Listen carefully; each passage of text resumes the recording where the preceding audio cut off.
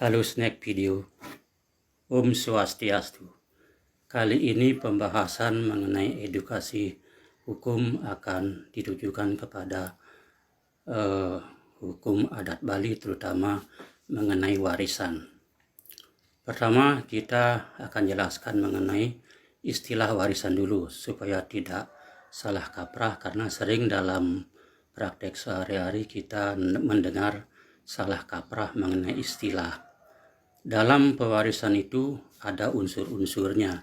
Unsurnya yaitu ada pewaris yang memberikan warisan, ada ahli waris yang mendapat warisan, harta warisan, dan unsur yang lain adalah bahwa pewaris telah meninggal.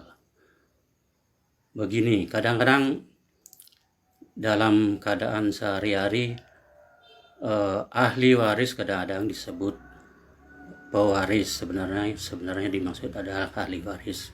Demikian juga ada yang bilang begini, bahwa si putri itu belum dapat warisan atau tidak mendapat warisan ketika anaknya kawin gitu misalnya, padahal ayahnya belum meninggal, mana bisa ada warisan yang terbuka. Itu masalahnya. Selanjutnya adalah kenapa di Bali banyak keluhan bahwa wanita Bali itu tidak dapat warisan. Hal ini adalah konsekuensi daripada hukum adat Bali yang menganut sistem kekeluargaan patrilineal. Dalam patrilineal, bahwa kalau anak perempuannya kawin keluar, maka dia tidak akan mendapat warisan. Itu konsekuensinya. Jalan keluarnya apa? Sebenarnya jalan keluarnya itu ada, bahwa hukum adat Bali itu sebenarnya setara dengan hukum nasional, setara dengan hukum perdata nasional, yang dalam hal ini adalah warisan.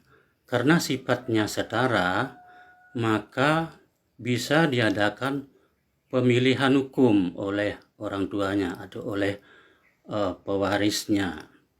Pemilihan hukum itu bagaimana? Pemilihan hukum itu biasa disebut choice of law.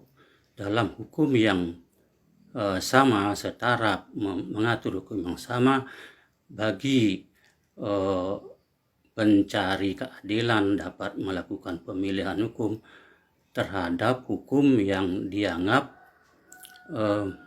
menguntungkan baginya.